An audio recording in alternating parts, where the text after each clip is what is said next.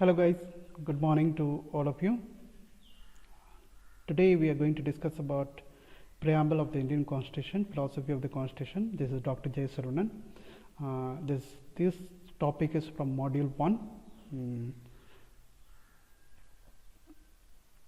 In the previous video, I have explained to you what is the syllabus. I have introduced to you this course. Okay. Through previous video, I have also told you that what is the course code, then title of the course, that is Indian Constitution, and course type, that is LT, that is lecture and tutorial method. Then this is the 3 credit course that also I have told you. And apart from that, I also explained to you course objective, then course outcome, then students outcome. Then I have also to explain to you the 5 modules, the first module, second module, and third module, and fifth module. Then in the 6th module, I have also told you that I'll be inviting one of the expert of the Indian Constitution in order to talk with you. Then apart from that, I have also explained to you what is the teaching and evaluation method. So teaching method, into the teaching method, I told you that due to COVID-19 we are going online, and henceforth I'll be conducting a lecture in the what called Zoom app in the online. Otherwise I will record the audio and I'll send it to you through either Moodle or WhatsApp or any other medium, which you'll be going through, and weekly twice or once you will be coming online in order to clarify your doubts.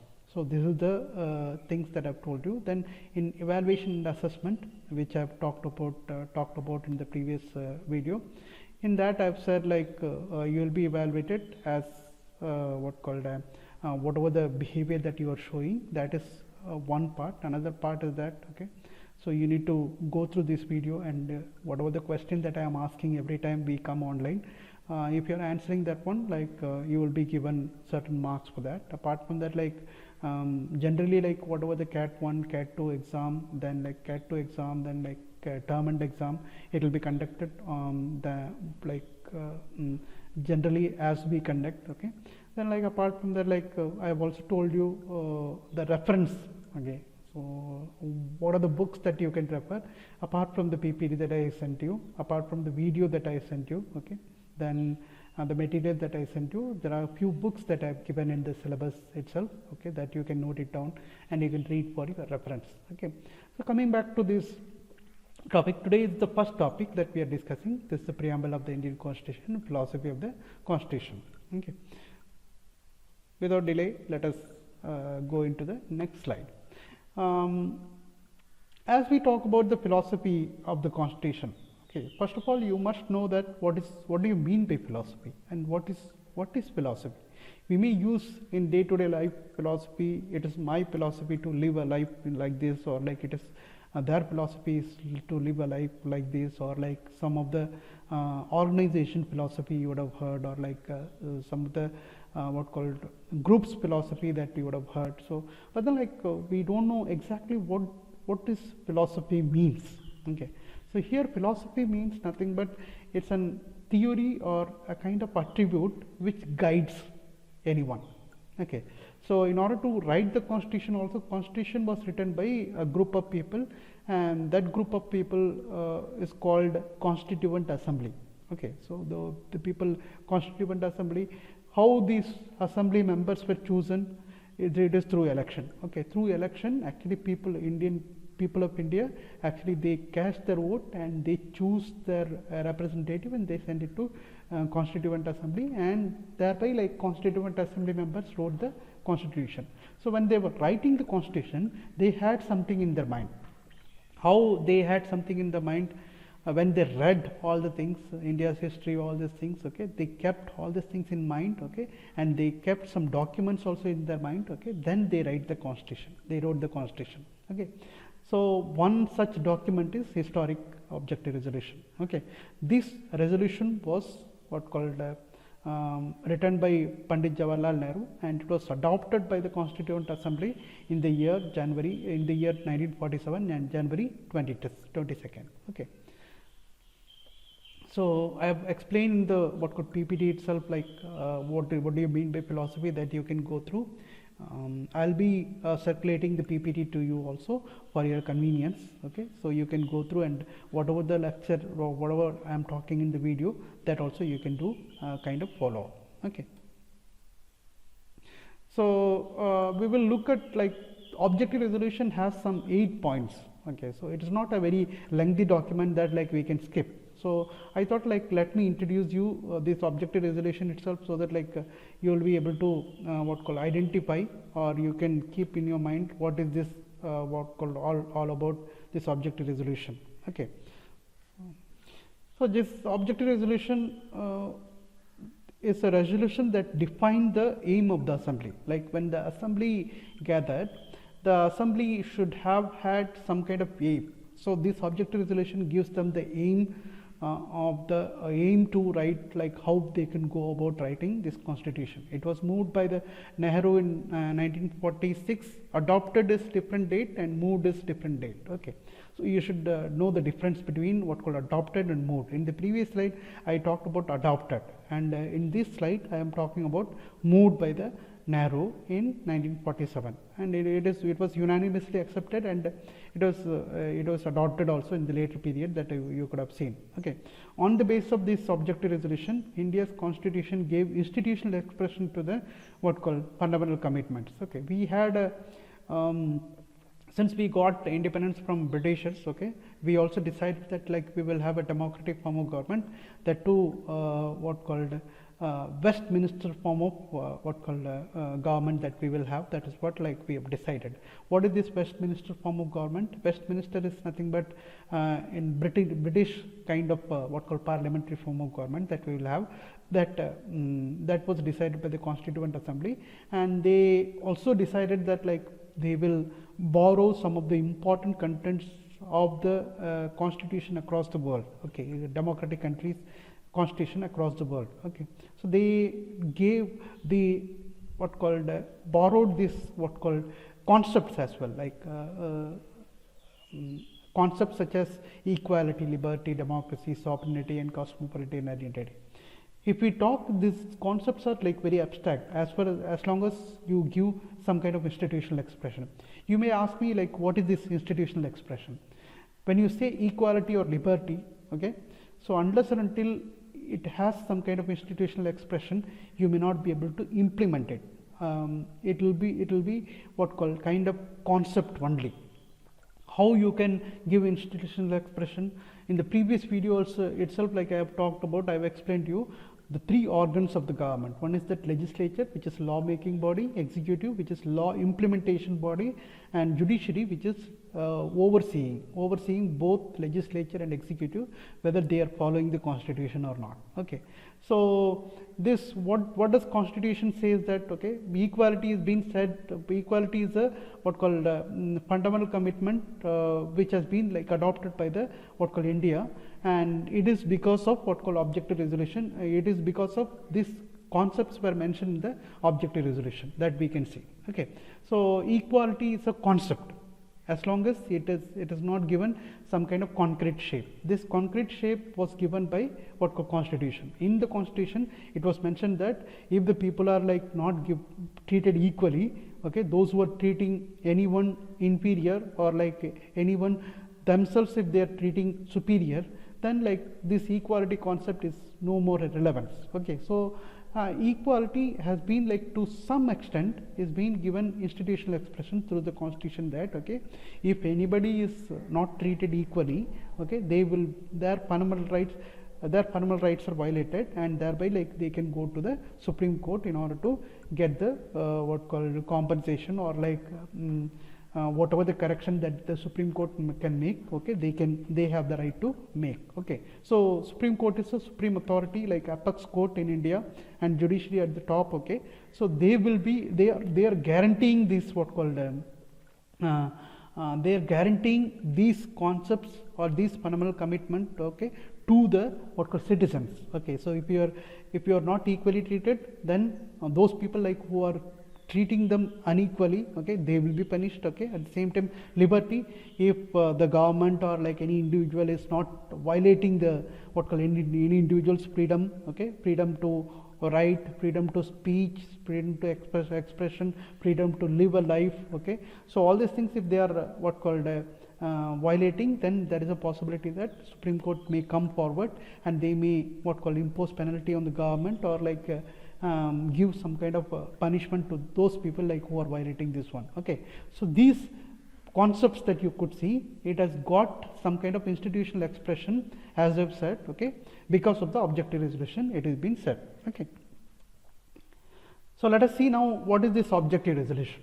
Okay, so objective resolution, as I've said, like in the what called some time back, there are 8 points in objective resolution. I'm not going to explain you each and everything in an elaborate fashion. Okay, but some of the terminology that you could see here, you will be what called learning in the what called future. Okay, so the first point, which talks about the Constituent Assembly declares its firm and solemn resolve to proclaim India as an independent sovereign republic and to draw for her future governance constitution. Okay, so they have decided in the objective resolution that they have decided that India should be independent, India should be sovereign, India should be republic. Okay, I'll be explaining you what do you mean by independent, what do you mean by sovereign, and what do you mean by republic as well. Okay, so the second point, which talks about the territory of then British India. Okay, I have told you in the 47 when it was adopted, even then also 22nd January when it was adopted, India was not independent. Okay, 47 in 1947, 15th August only India became independent. Okay, so when it was adopted, it was not independent. So that's why like all the territory which now comprise British India, that now means that in 1947 January. Okay, so all these territories are included when we pass this objective resolution. Okay, the third point is that it talks about again boundary, it talks about law of the constitution, it talks about what are the autonomous units, like status of the autonomous unit. It also talks about what is this autonomous unit. When before independence, India was having around consist of more than 500 princely states. Okay, princely state, although it was not directly ruled by the Britishers, but they were paying the tax and they were subjected to Britishers. British laws were applicable in these areas, but then they were not ruled directly, administered by these Britishers, but administered by this prince and kings and queens. Okay, so they were actually paying the tax to the Britishers. Okay, and law and order also, if it is getting worse situation, then Britishers send their army to control this territory. Okay, so this there also this objective resolution will be applicable. That is what they have said. Okay, and in this third point, it also talks about powers and functions of the government and administration. Okay, that also it has been talked about. Okay, and in the fourth point that you could. Fourth point, it also again talks about organs of the government and how sovereign and independent India and its constituent part it also talks about. Okay, and one of the main thing here in the fourth point that you can see is that all these organs of the government or its constituent part, everything is derived from the people. Okay, so people have been given sovereign power in the sense that ultimate power people has been given. Okay, so now you could see how even now also India's government is, India's form of government is set up in such a way that people are casting their vote in order to send the representative to the parliament, and in the parliament those representatives actually make the law. Okay, this law was implemented by those members at the higher echelon. Okay, so those who are elected by the people, like Prime Minister and its Council of Ministers, they are implementing this law. Okay, and this is being overseen by supervised by the judiciary. Okay, that is what you could see. So ultimately people have the sovereign power. Okay, every 5 years they will check whether the particular government whom we have voted to power, they are working or not, their policies are good or not. Okay, accordingly the new government, new party will be handed over the power. Like for example, in 2004 to 14 UPA government was ruling. In 2014 NDA came to power, and NDA started ruling under the leadership of Prime Minister Narendra Modi. In 2019 also people felt that in the previous 5 years, okay, Narendra Modi government under its leadership, okay, they have performed very well. So with a thumping majority, they have been re-elected again. Okay, so in the next election, they will be deciding that whether Narendra Modi government in these 5 years, like whether they have performed well or not. Okay, so the fifth point is that, okay, so ultimately what I mean to say here is that, okay, people have the supreme power. Okay, people will be deciding who will be in power and what kind of government it is. Okay, even in the Constituent Assembly also, the members of the Constituent Assembly, they were elected by the people only. Okay, so in the fifth point, it is very important. Okay, the fundamental commitment that I have talked in the previous slide. Okay, so that is being reflected here. Okay, so let me read it out for you so that like you will be able to understand. Okay, wherein shall be guaranteed and secured to all the people of India justice, socio-economic, social, economic and political, equality of status of opportunity and before the law, freedom of thought, expression, belief, faith, worship, vocation, association and action, subject to law and public morality.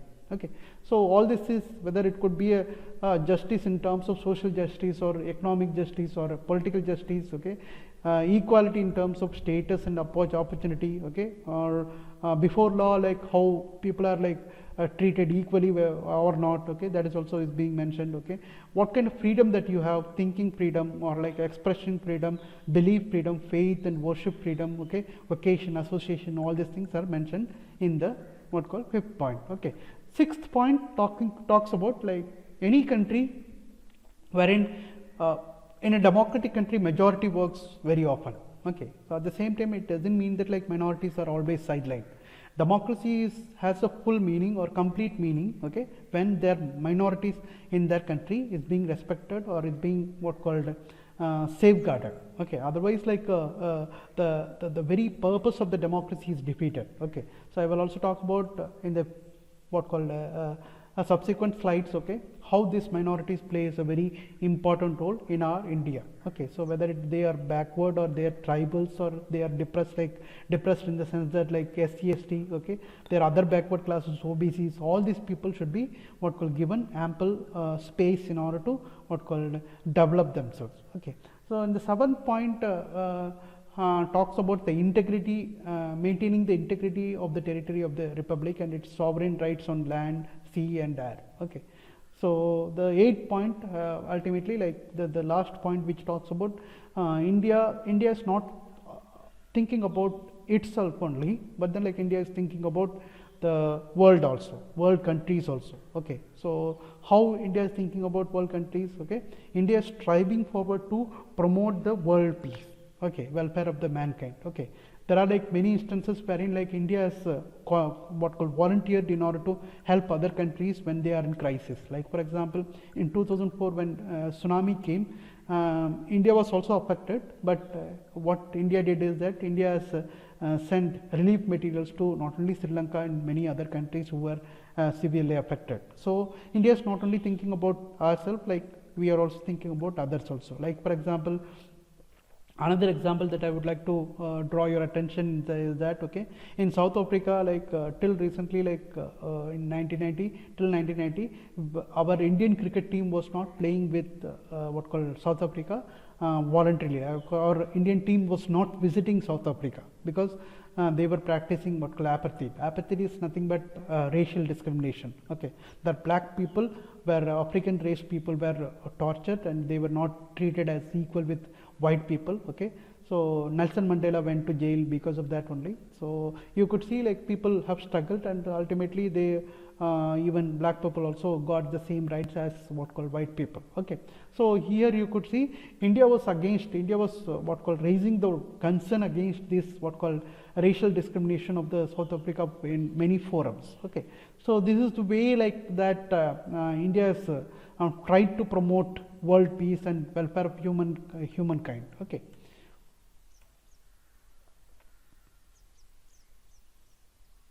So while talking about this resolution, Jawaharlal Nehru said that like this resolution is something more than a resolution. It is a declaration, a firm resolve, a pledge, an undertaking, for all of us a dedication. Okay. and the philosophy and ideals of the Indian Constitution are reflected in the preamble.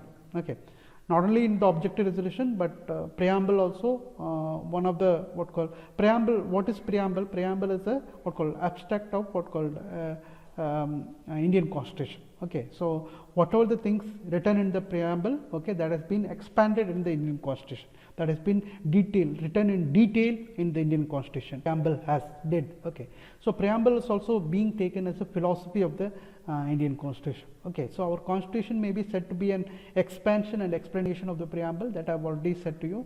Justice Subbarao, who is a former Chief Justice of Supreme Court, okay, he opined that okay, preamble contains in a nutshell its ideals and its aspirations. Okay, to understand the philosophy and ideals of the Indian Constitution, we must know the preamble in first place. So let us know the first of all preamble. What is preamble? Okay, how it was written? Okay, what are the conditions were there? Like then okay, that we will look at. Okay.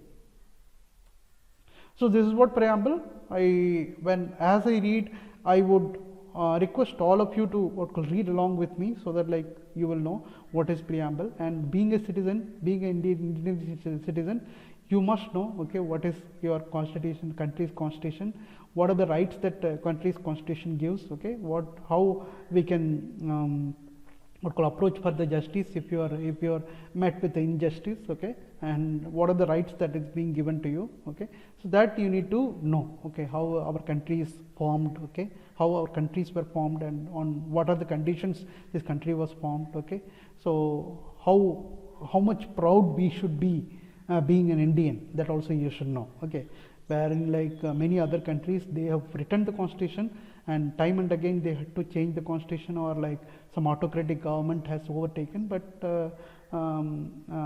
as far as India's case is concerned, India has never changed the constitution. At the same time, like even some of the developed countries have changed 5 times. Like for example, France has changed their constitution 5 times. Okay, but in India, okay, we have what called sustained this what called constitution more than 7 decades. Okay, so we should be proud of. Okay, and what happened is like previously, like when India got independence, India was very suspicious that like many countries were suspicious that the developed countries, democratic countries, so-called democratic countries, they were suspicious that okay, with so much diversity, how India can what called sustain its what called unity. Okay, so that is what they have said. Okay, I'll tell you some of the instances wherein like how India was looked down, but now India has been seen as a what called laboratory for them. Okay, so like how these concepts like fundamental commitments that I have said, okay, how it is working, how India could be united for such a long time despite of this diversity. Okay, so all these things are there, like that I'll be discussing subsequently. But let us read first of all preamble, and when you're reading, be proud of Indian. Okay, so we the people of India, having solemnly resolved to constitute India into a sovereign, socialist, secular, democratic republic, and to secure to all its citizens justice, social, economic and political, liberty of thought, expression, belief, faith and worship, equality of status and of opportunity, and to promote among them all fraternity, assuring the dignity of individual and the unity and integrity of the nation. In our Constituent Assembly, the 26th day of November 1949, do hereby adopt, enact and give it to ourselves this constitution. This is what preamble. Now on 26th day of November 1949, it was adopted, it was enacted and gave it to ourselves. Okay, so it is written by none other than like our representative, and we have selected them. So that is why we wrote this constitution, we gave it to ourselves. Okay, so if any question asked, when did our constitution was adopted, you should say 26th day of November 1949. You should not say 26th January 1950. In 26th January 1950, it came into force, or it was implemented. Okay, otherwise adopted, enacted and gave it to ourselves this constitution on 26th day of November 1949. Now we will see like what is the importance of this preamble in the entire constitution, that we need to look at it. Okay, so if we want to know what is the importance of preamble in the constitution, we have to look back and see what are the decision is being made by the Supreme Court, that we have to see. Okay, two cases are important in this regard. Okay, one is Berubari case and another one is the Keshavananda Bharati case versus state of Kerala. Okay, what is this Berubari case? You must be wondering that, like, what is this Berubari case? Berubari case is a dispute between India and Pakistan, okay, over the land. Okay, it's related with that one. Okay, in Bangladesh there is the one tehsil. When Britishers left, they submitted the map also to India by saying that, okay, these are the territory of India and these are the territory of Pakistan. And by mistake, okay, that one tehsil was left over, and that one tehsil was not clearly mentioned in the map. Okay, so there was a what called misunderstanding. Like, there was a what called misunderstanding between India and what called Pakistan, then Bangladesh, then East Pakistan. Okay, Bangladesh was West Pakistan till 1971 India-Pakistan war. After that, Bangladesh got independence from the what called Pakistan. Till then, in Pakistan was called West Pakistan and Bangladesh was called East Pakistan. Due to religion, they identified themselves as same, and they formed one country. But languages overtaken. Okay, the religious identity. Once they realized that, okay, they identified themselves with the language rather than religion. Okay, that is about identity things. Okay, here what happened? So, like, we had Pakistan was telling that Berubari was in their side, and India was telling that Berubari was India's side. Okay, so in that time, Jawaharlal Nehru came into the focus, and he said that, like, let us divide this what called land into two, and first half can be taken by Pakistan and another half can be taken by India. Okay, so when this was done, after that, like, this case came to the highlight, and in the parliament, opposition party raised the question that, okay, what kind of right that Jawaharlal Nehru has to give away our territory to any foreign country. This question was raised, and this case was also filed in the Supreme Court, and that is the outcome of this case is that, okay, it was said that, like, preamble is a part of constitution. That is where, like, it was said. Okay, preamble is not a part of constitution. That is what it said. Pardon me.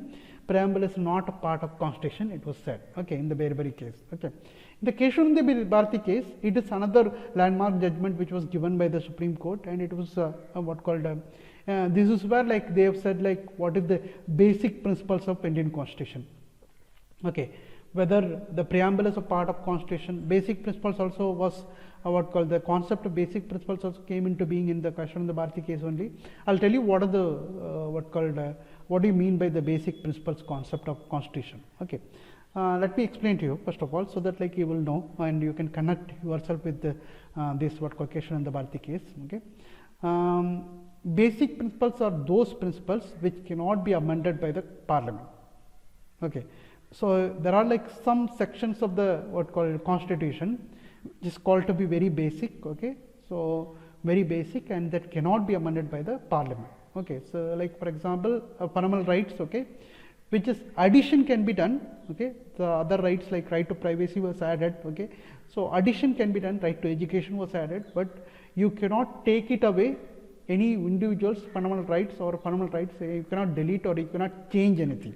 Okay, change anything in the sense that if it is a negatively affecting any citizens. Okay, so in this case, like, before this case, then Prime Minister Indira Gandhi actually wanted to change the constitution according to their the government's favor or, like, individual favor.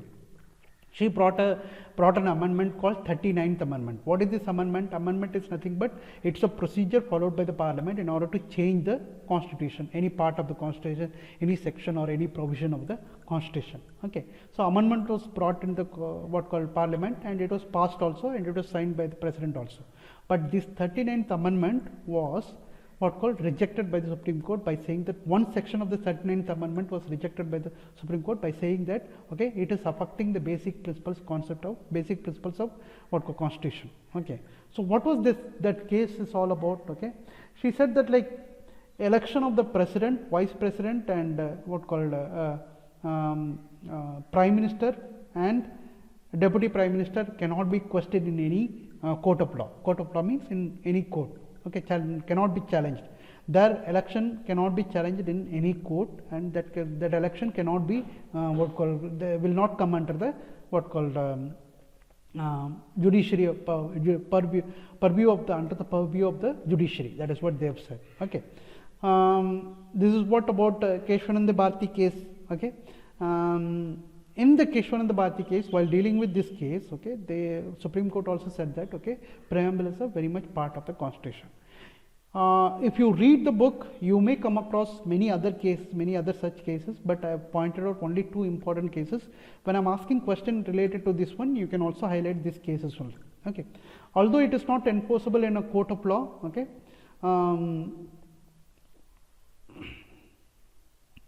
Preamble cannot be enforced in the court of law. How you can say that? Okay, when anybody is approaching the what called Supreme Court,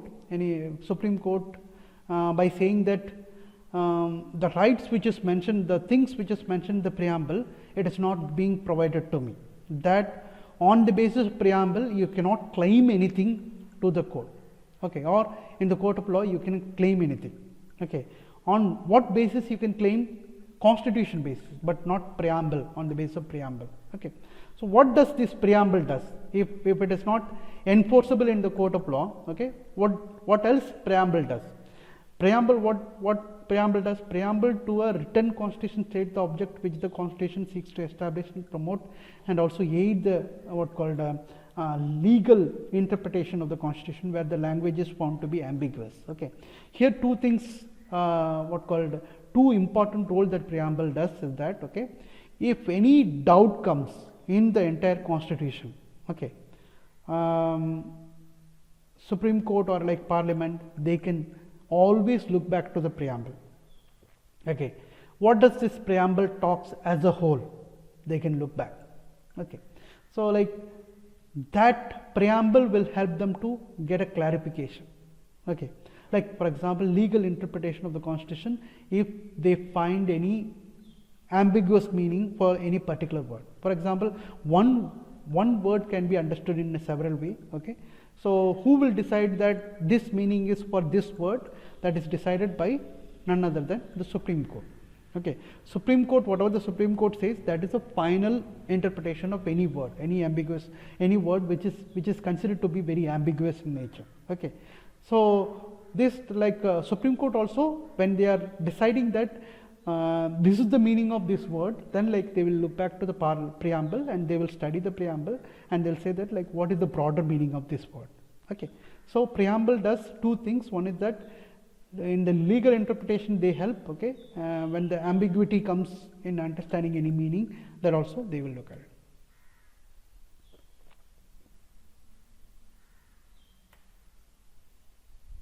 Preamble to our constitution serves two purposes.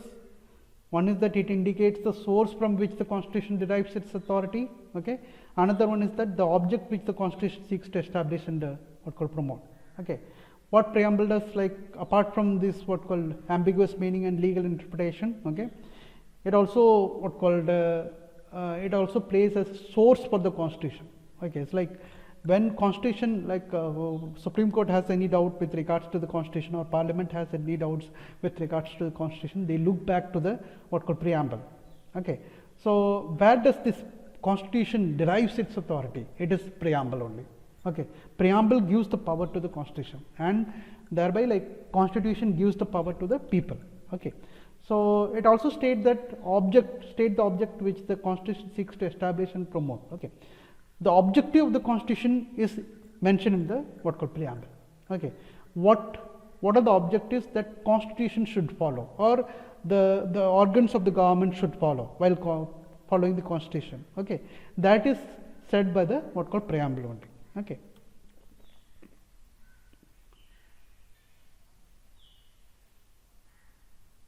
Okay, so that's all for today.